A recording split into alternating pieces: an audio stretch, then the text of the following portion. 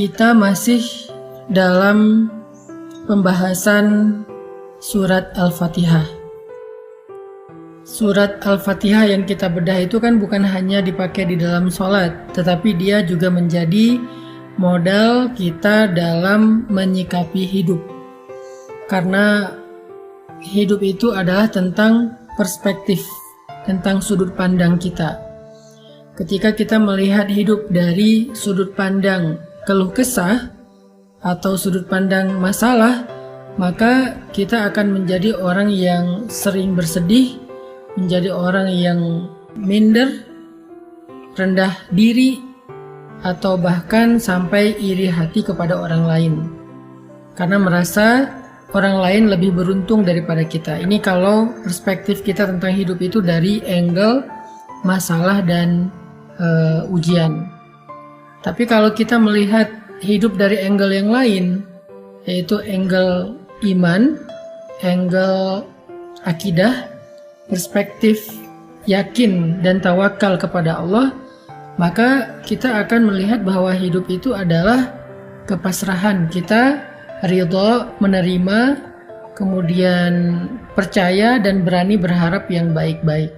Makanya hidup itu diawali dari perspektif, dari sudut pandang apa yang kita ambil dalam melihat kehidupan kita. Dan sudut pandang itu salah satunya adalah dibangun dengan bacaan kita. Buku apa yang kita baca? Apa referensi kita? Apa yang kita dengar? Apa yang kita lihat? Apa yang kita pikirkan? Itu akan membentuk pola pikir dan perspektif kita tentang hidup. Sehingga kalau misalnya orang membaca buku tentang entrepreneurship, maka dia akan melihat banyak peluang-peluang usaha di dalam kehidupan dia. Bahkan dia bisa survive dengan modal dengkul karena dia membaca buku entrepreneur. Kalau dia melihat hidup itu dari buku sastra, dia banyak membaca buku-buku tentang novel atau sejarah, maka dia akan melihat hidup itu adalah adegan-adegan romantis, adegan-adegan drama, dan seterusnya.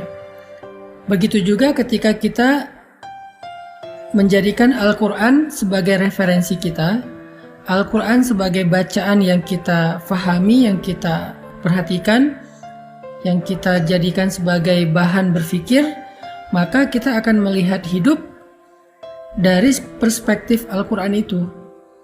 Makanya bacaan kita sangat penting dalam menentukan perspektif kita.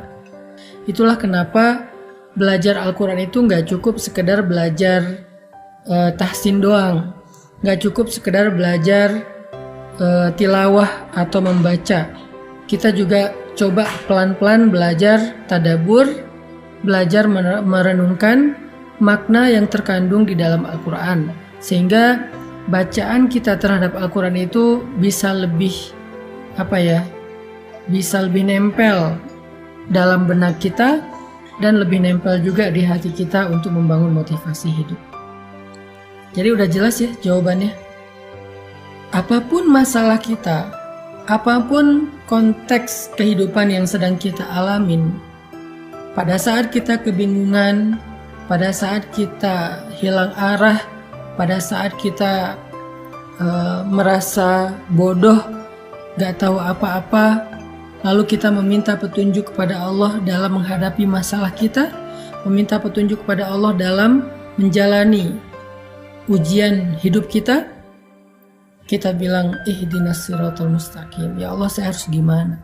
Beri saya petunjuk. Apa yang harus saya lakukan? Beri saya petunjuk. Allah jawab, dzalika. Itu petunjuk yang kamu minta. Apa itu ya Allah? Allah perjelas lagi, Alkitab, Al-Quran, la raiba fih. Tidak ada keraguan, jangan pernah ragukan. Karena kalau mulai ragu, kita nggak akan ngikutin petunjuk itu.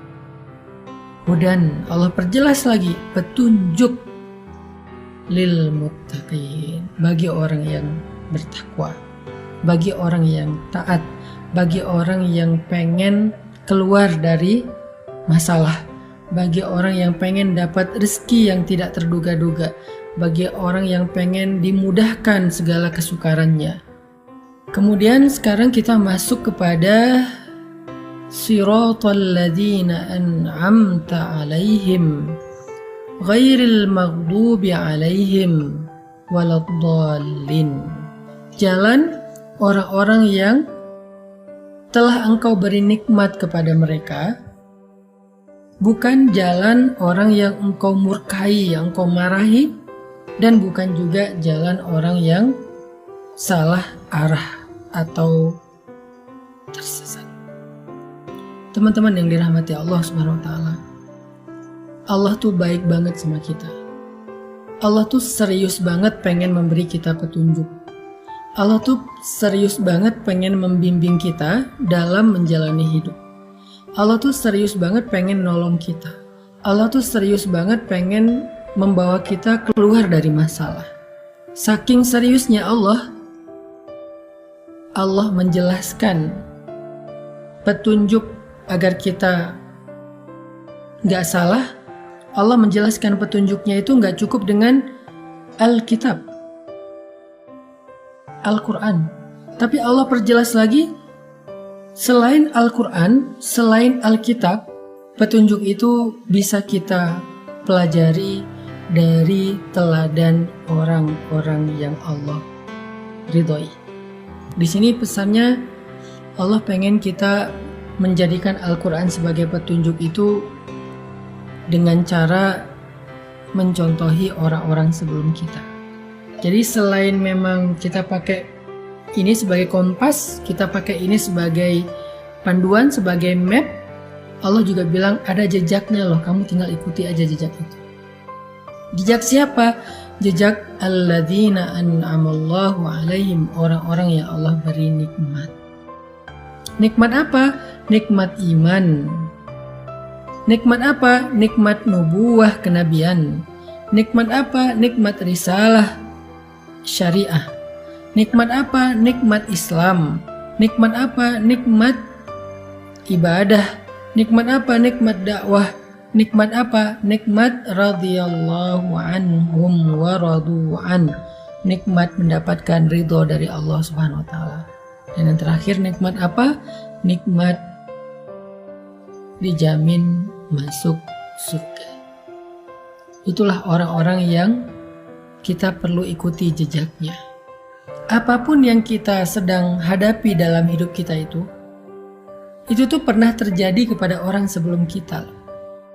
Sehingga tugas kita adalah kalau pengen dapat petunjuk, kalau pengen dapat contoh, kalau pengen dapat semacam model untuk kita tiru, kata Allah udah ada tuh.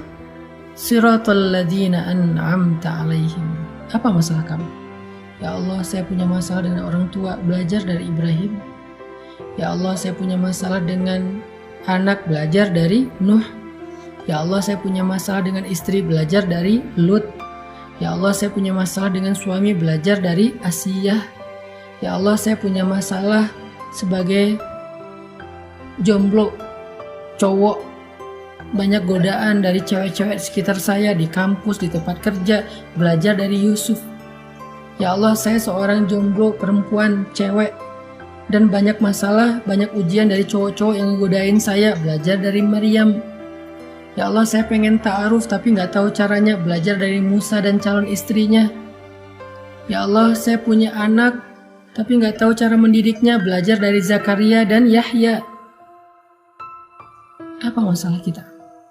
Ya Allah, saya hampir bercerai, suami saya mentalak saya, talak satu, gimana cara mengislahnya? Belajar dari surat At-Tolak ketika Nabi mentalak Hafsah.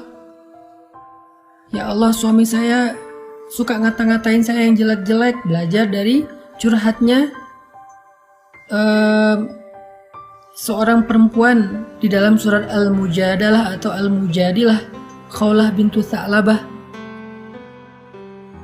Ya Allah, orang ngomongin saya di sosial media, orang berbisik-bisik tentang saya di grup, mereka bikin grup baru dan ngomongin saya di grup sebelah, belajar dari surat An-Nur tentang hadithul ifki, pembicaraan rahasia.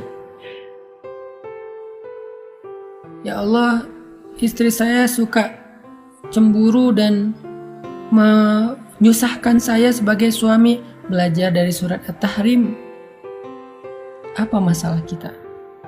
Di dalam ayat Siratal ladzina an'amta alaihim, Allah tuh pengen ngasih tahu ke kita, belajarlah sejarah. Karena gak ada yang baru di bawah langit. Gak ada yang baru di bawah matahari. Gak ada yang baru di atas tanah. Semua yang kita alamin pernah terjadi sebelumnya. Karena sejarah itu berulang. Karena cerita itu terjadi lagi. Sehingga kita bukanlah orang pertama yang mengalami masalah ini. Udah ada orang sebelum kita yang jumlahnya gak terhitung. Sehingga kita akan menemukan siapa yang orang yang lurus, Siratal ladzina an'amta alaihim, sehingga kita tiru. Siapa yang salah jalan, sehingga kita hindari. Tugas kita adalah belajar dari mereka, mencari tahu apa sih rahasia mereka sehingga bisa keluar dari masalah itu. Apa sih kunci mereka survive dari ujian itu? Apa sih langkah-langkah konkret yang mereka lakukan sehingga mereka bisa sukses?